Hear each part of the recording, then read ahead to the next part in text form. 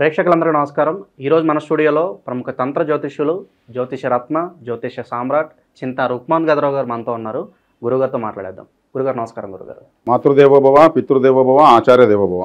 గురుగారు, మే నెలలో సింహరాశి వారికి ఈ నెలంతా ఎలాంటి ఫలితాలు ఉండబోతున్నాయి? రాహువు, కేతువు, గురుగ్రహ సంచారం కూడా ఈ నెలలో జరుగుతుంది.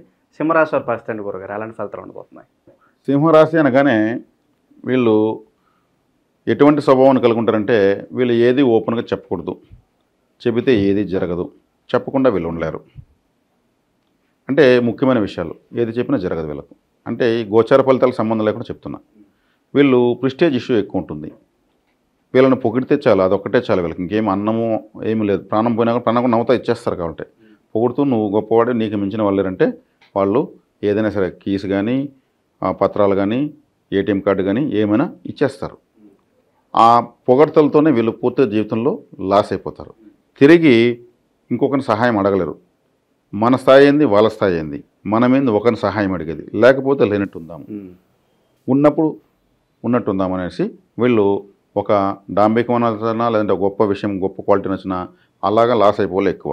కాబట్టి సింహరాశి వాళ్ళు చాలా ఉన్నతమైన భావాలు కలిగిన వాళ్ళు. కోపం ఎంతో వేగంగా వస్తుంది, అంతే వేగంగా మళ్ళీ చిన్నపిల్లలాగా తయారైపోతారు.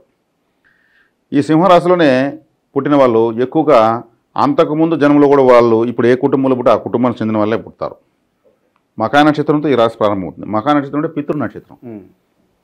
అంటే పూర్వీకులు మళ్ళీ పుట్టారు ఆ ఇంట్లో అంటే అది మకా నక్షత్రంలో కానీ సింహరాశిలో పుడతారు. వీళ్ళకు జలదానం చాలా ఇంపార్టెంట్, కులదైవ ఆరాధన చాలా ఇంపార్టెంట్. జలదానం అంటే ఏమి? నీటిని దానం చేయడం, అక్కడక్కడ చలవేంద్రాలు పెట్టడము, పక్షులకు నీళ్లు పెట్టడం, మేత పెట్టడము. కులదైవం చాలా ఇంపార్టెంట్. కులదైవం ఎందుకంటే కాలపురుషునికి 5వ స్థానమే సింహము, 5వ స్థానం అంటేనే కులదైవము. వీళ్ళకు మళ్ళీ కాలపురుషునికి 9వ స్థానం ధనస్సు అయింది. ఆ ధనస్సు మళ్ళీ కాలపురుషునికి పితృస్థానమైంది. అంటే పితృదోషము, కులదైవ శాపము రెండు ఉంటాయి వీళ్ళకు. కాబట్టి కులదైవ ఆరాధన చేసుకోవాలి, పితృ ఆరాధన కంపల్సరీ చేసుకోవాల్సిందే. సూర్య నమస్కారాలు కంపల్సరీ, నీటి దానం కంపల్సరీ. ఏది కూడా ఓపెన్గా చెప్పకూడదు. ఇలా చేసుకోగలిగితే గోచారాలకు సంబంధం లేకుండా సింహరాశి వాళ్ళు ఒక కట్టుదిట్టమైన స్థితికి రాగలరు. కానీ గొప్ప మనస్తత్వం, ఏమైనా చేసేస్తారు. కాబట్టి ఈ సింహరాశి వాళ్ళకి ఈ మే నెలలో జన్మంలోకి కేతు వస్తున్నాడు, సప్తమంలోకి రాహు వస్తున్నాడు, ఆల్రెడీ అష్టమంలోకి శని వెళ్ళాడు. వీళ్ళకు అనుకూలిస్తూ ఉన్నటువంటి ఒకే ఒక గ్రహం, గురుగ్రహం మాత్రమే. మిగతా అన్ని వ్యతిరేకంగానే ఉన్నాయి. లాభస్థానంలోకి ఆయన వచ్చాడు. అది శ్రీరామ రక్షగా చెప్పచ్చు. ఎండకో చెప్పులు, వానకో గొడుగులాగా ఆయన లాభస్థానంలో కూర్చున్నాడు. కాబట్టి ఈ వ్యతిరేకతలన్నీ ఆయన సమన్వయం చేస్తాడు. లగ్నంలోకి అంటే రాశిలోకి కేతు రావడంతో హెయిర్ ఫాలింగ్, హెడ్ఏక్ వచ్చే అవకాశం ఉంటుంది, అప్పులు ఎక్కువేదానికి అవకాశం ఉంటుంది. అదేవిధంగా ఏది నాకు వద్దు, లేకపోతే పోతుంది, ఉండేదే చాలు అనేటువంటి విరక్తి, వైరాగ్యభావం అధికంగా కలుగుతుంది జన్మలో కేతు రావడం వల్ల. కేతు అంటే ఏది నాకు వద్దనే గ్రహమే, సర్వసంగ పరిత్యాగం చేసేటువంటి గ్రహం జన్మలోకి వచ్చింది. కాబట్టి వీళ్ళకి అటువంటి భావాలు ఎక్కువ పెరుగుతాయి. అంటే ప్రతి దాని మీద ఇంట్రెస్ట్ పోవడం, ఇంట్రెస్ట్ పోతుంది. ఏం వెళ్తాంలే, ఏం చేస్తాంలే, జీవితం మీద విరక్తి అని చెప్పుకోవచ్చు. అవును, విరక్తి, వైరాగ్యం ఎక్కువగా వస్తాయి. వీళ్ళ ముఖకళ కూడా సుతారంగా ఉండడం పోయి కొంచెం వైరాగ్యంగా తయారవుతుంది. జన్మంలోకి కేతు వస్తుంది కదా, అందువల్ల. కాబట్టి లాభస్థానంలో ఉన్న గురుగ్రహము వీటన్నిటినీ ఎదుర్కొని వీళ్ళకు శుభ ఫలితం అయితే ఖచ్చితంగా ఇస్తాడు. రాబోయే సంవత్సర కాలం పాటు వీళ్ళకు ఎటువంటి ఇబ్బంది లేదని చెప్పచ్చు. ఎందుకంటే ఇప్పుడు మాత్రం గ్రహస్థితి ప్రకారం. కాబట్టి సింహరాశి వాళ్ళకి సప్తమంలో రాహు. సప్తమంలో రాహు అంటే జీవిత భాగస్వామికి అనారోగ్యం చేసే అవకాశం ఉంది. ఎవరికైనా జీవిత భాగస్వామికి ఆయుర్దాయ విషయంలో, ఆరోగ్య విషయంలో, ఇతరత్ర సంతోషాల విషయంలో ఇబ్బందులు ఉంటాయి. ఎందుకంటే సింహరాశికి ప్రధాన శత్రువు శని తర్వాత రాహువే. రాహువే రవిగ్రహాన్ని గ్రహణ రూపంలో బాధ పెడతాడు, నేరుగా రాశిని చూస్తున్నాడు. కాబట్టి ఎట్టి పరిస్థితుల్లో కాంప్రమైజ్ అవ్వడు రాహు. సింహరాశి అంటేనే ఎగిరిపడతాడు. సింహరాశిలో రాశాధిపతినే దొరికినప్పుడంతా ఇబ్బంది పెడతాడు. ఇప్పుడు ఈ రాశిని ఇబ్బంది పెట్టడానికి రెడీగా ఉన్నాడు. కాబట్టి ఇబ్బంది కూడా పెడతాడు. కాబట్టి ఎక్కడున్నాడు? జీవిత భాగస్వామి అనేటువంటి స్థానంలో ఉన్నాడు.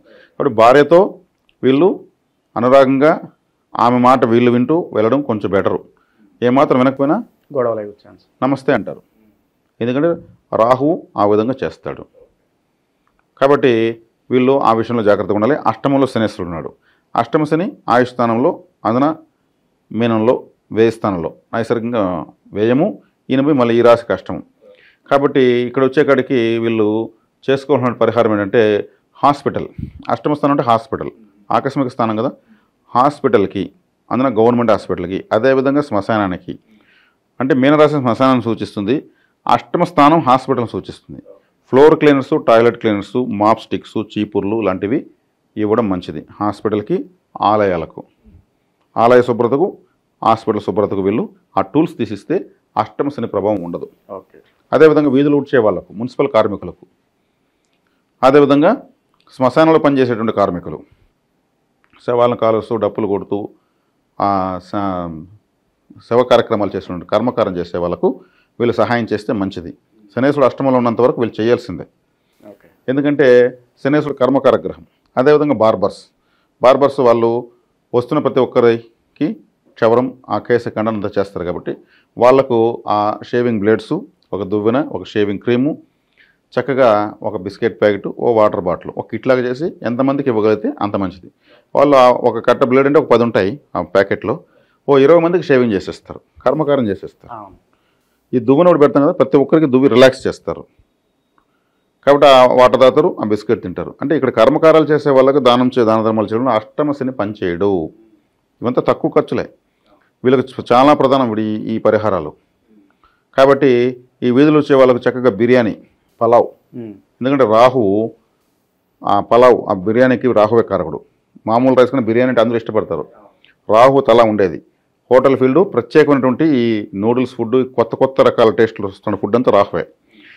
వీధులు ఊడ్చే వాళ్ళకి ఇవ్వడం వల్ల రాహు యొక్క వ్యతిరేకత పోతుంది. చక్కగా భార్యకి వారానికి బిర్యానీ తీసేయచ్చు. 7వ స్థానంలో రాహు ఉన్నాడు కాబట్టి భార్య స్థానంలో భార్య అనుకూలంగా మారుతుంది. ఆమె ఏమి ఇష్టంగా తింటుందో ఆ ఫుడ్ తీసుకోవడం బెటర్. ఓకే. ఎందుకంటే ఇంకా రాహుని మనం మస్కా కొట్టాల్సిందే. సింహరాశి వల్ల ప్రెస్టేజ్ ఎక్కువ. టక్మన భార్యతో గొడవలు వచ్చి ఇంట్లో ఎదురింటి వాళ్ళు, పక్కింటి వాళ్ళు చూస్తున్న అవసరమైనటువంటి ఇన్ఫీరియారిటీ కాంప్లెక్స్ ఉంటుంది. తట్టుకోలేరు వీళ్ళు. అవమానం వస్తుంది అనుకుంటే తట్టుకోలేరు. వీళ్ళు ప్రాణం కన్నా ఎక్కువగా పరువుకి విలువనిచ్చేటువంటి రాశి వాళ్ళు వీళ్ళు. ఇప్పుడు భార్య స్థానంలో రాహు ఉన్నాడు కాబట్టి అవమానం చేయడానికి అవకాశం ఎక్కువ. కాబట్టి జీవిత భాగస్వామి, వ్యాపార భాగస్వాములు కూడా ఏమార్చడానికి అవకాశం ఉంది.